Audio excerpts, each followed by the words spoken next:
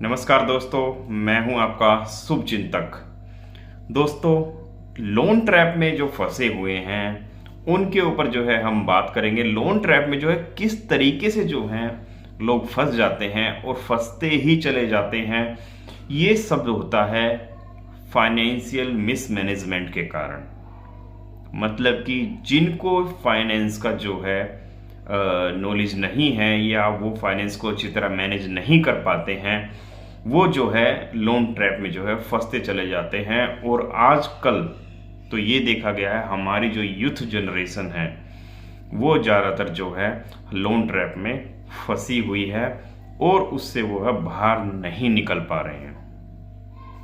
इसी कारण जो है बहुत सारे लोन जो हैं वो डिफ़ॉल्ट हो रहे हैं, क्रेडिट कार्ड डिफ़ॉल्ट हो रहे हैं। और ये समस्या जो है लगभग हर घर में ये समस्या आ चुकी है। जो मिडिल क्लास जो फैमिली है, मिडिल क्लास जो है वो ज़्यादातर इससे प्रभावित है।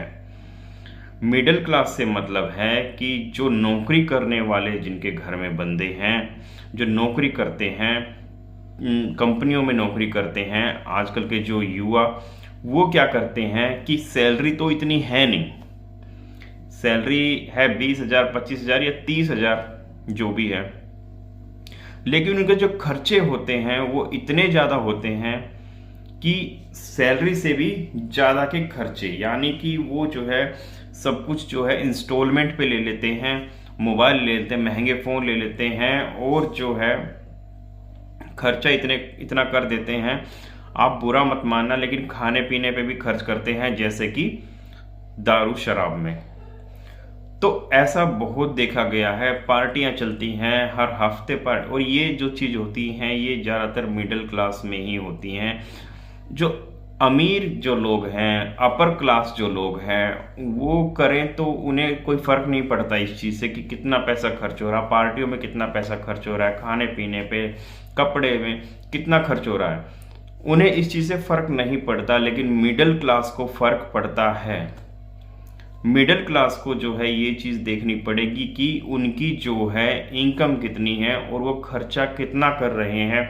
इसी जो है फाइनेंशियल मिसमैनेजमेंट के कारण जो है लोग लोन ट्रैप में फंसते जा रहे हैं।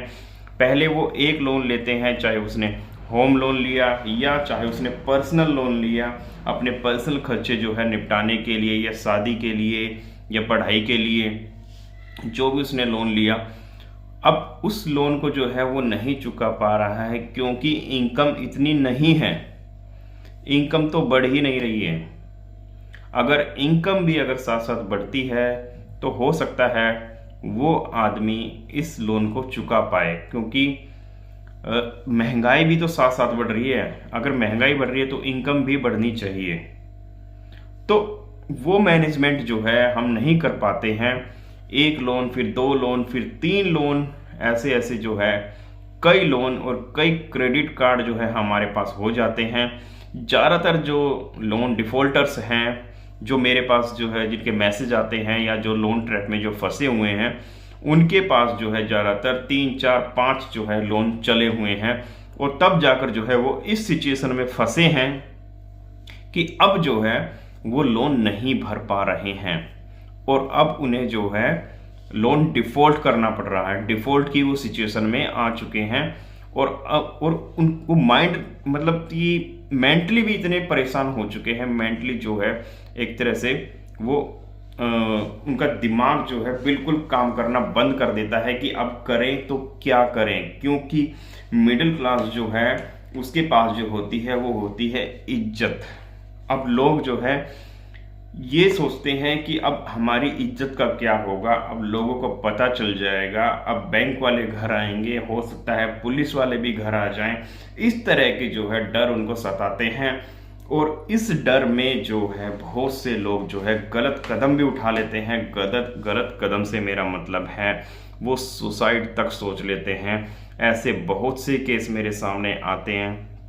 ऐसे बहुत से फ़ोन भी जो है मुझे आते हैं, जो लोग कॉल करते हैं कि सर मैं जो है सुसाइड करने की सिचुएशन में हूँ और मैं इस सिचुएशन में पहुँच गया हूँ।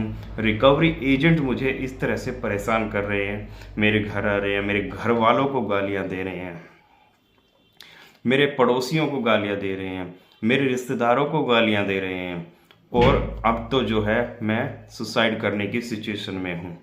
तो इस तरह जो है बहुत से लोग जो है मेरे पास कॉल करते हैं और वो अपनी सिचुएशन बताते हैं। और जैसे कि आप आए दिन अखबारों में भी देखते होंगे, इस तरह की जो है काफ़ी न्यूज़ जो हैं अखबारों में आती हैं कि रिकवरी एजेंटों से परेशान होकर किसी ने आत्महत्या कर ली, कहीं किसी ने जो है मतलब कि सुसाइड कर लेते हैं लोग। तो दोस्तों, हमें इन्हीं चीज़ों से जो है मैं आपको बचाना चाहता हूँ, इन्हीं चीज़ों से जो है मैं आपकी हेल्प करना चाहता हूँ कि आपको जो है डरना घबराना नहीं है। क्योंकि आप जो है एक भारत देश में रहते हो, यहाँ लोकतंत्र है, यहाँ कानून है, यहाँ आरबीआई है, रिजर्व बैंक ऑफ इंडिया, जिसके अधीन जो है सभी एनबीएफसी, सभी बैंक जो हैं वो काम करते हैं आरबीआई के दिशा निर्देश पे। जो आरबीआई रूल रेगुलेशन जो है वो बैंकों के लिए बनाती है, वो कस्टमर्स के लिए भी बनाती है।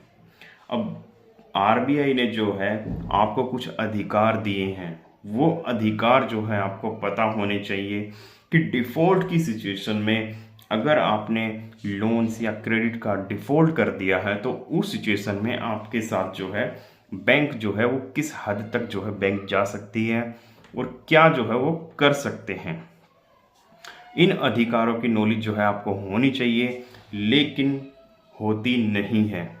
और यही कारण बनता है कि हम जो है डिप्रेशन में चले जाते हैं और इन रिकवरी एजेंट्स की इलीगल रिकवरियों से परेशान होकर हम जो है सुसाइड की सोचते हैं।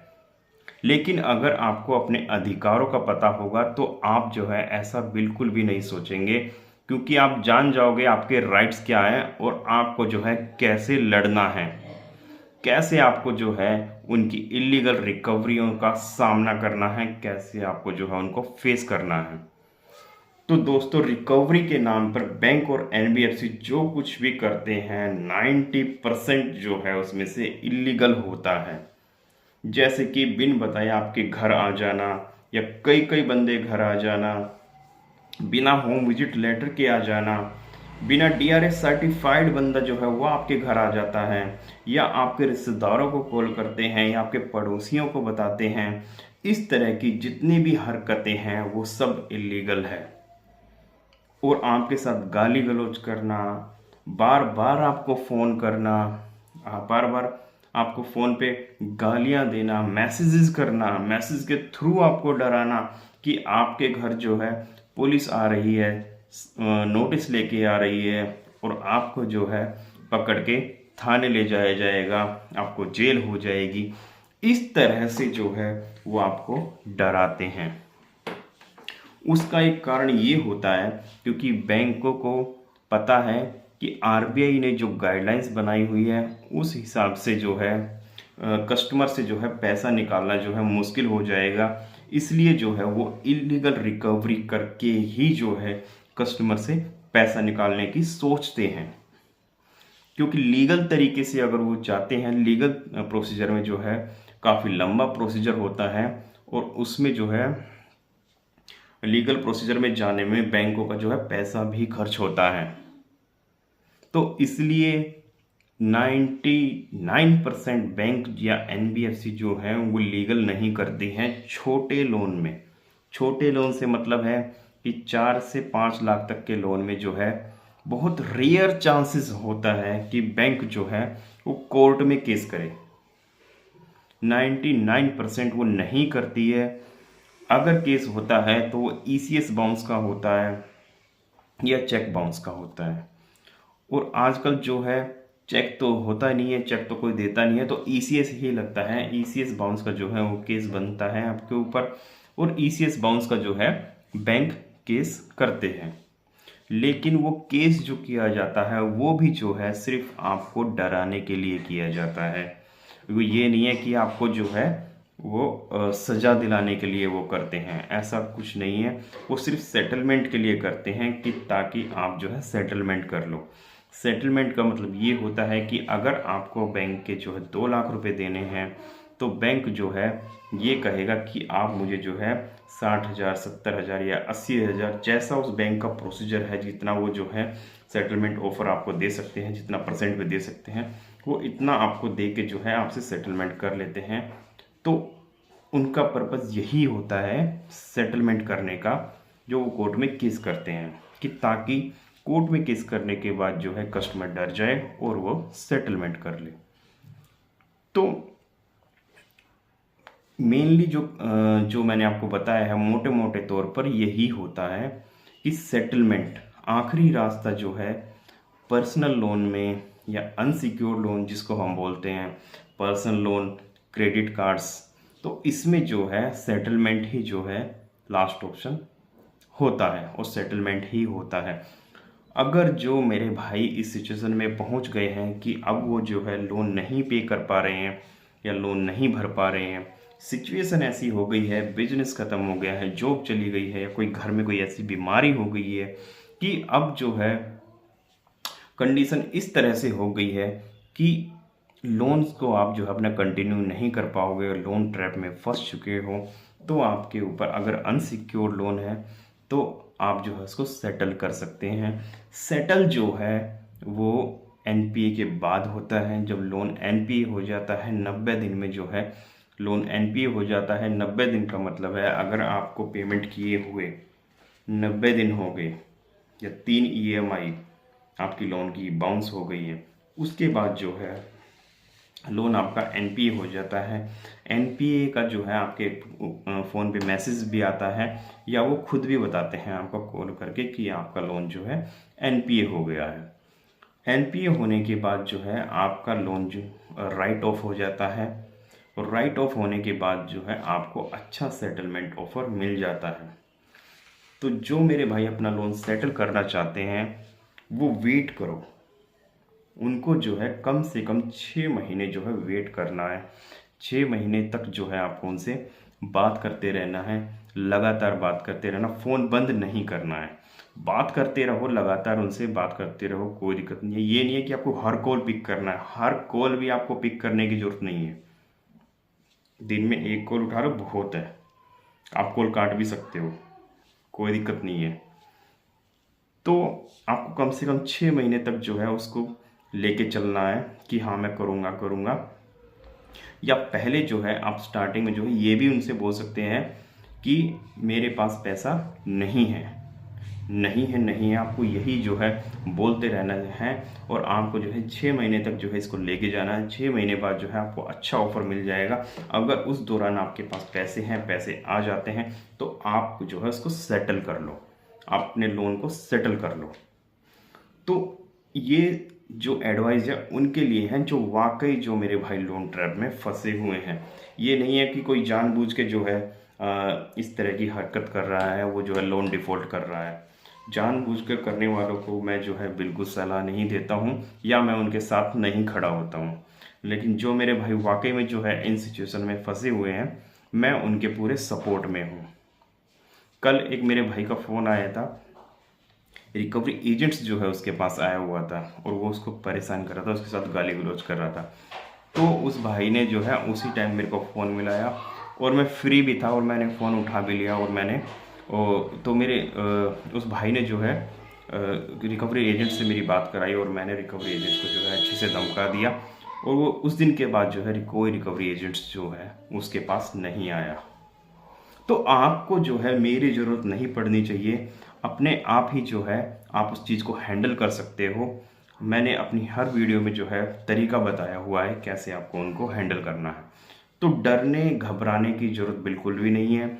बस आपको आर्बिट्रेशन और कोर्ट का नोटिस जो है वो आपको अवॉइड नहीं करना। आर्बिट्रेशन का रिप्लाई करना है, कोर्ट के जब अपीयर आता है उस कोर्ट का जब सम्मन आता है उस पर आपको अपीयर होना है, बस ये आपको करना है। तो डरने घबराने की जरूरत नहीं है। अगर आपके पास सेटलमेंट के लिए पैसे हैं तो सेटलमेंट कर लो, अगर नहीं है पैसे तो वेट करो आपके पास पैसे आने का। ठीक है दोस्तों, तो मिलते हैं आपसे नेक्स्ट वीडियो में, तब तक के लिए जय हिंद।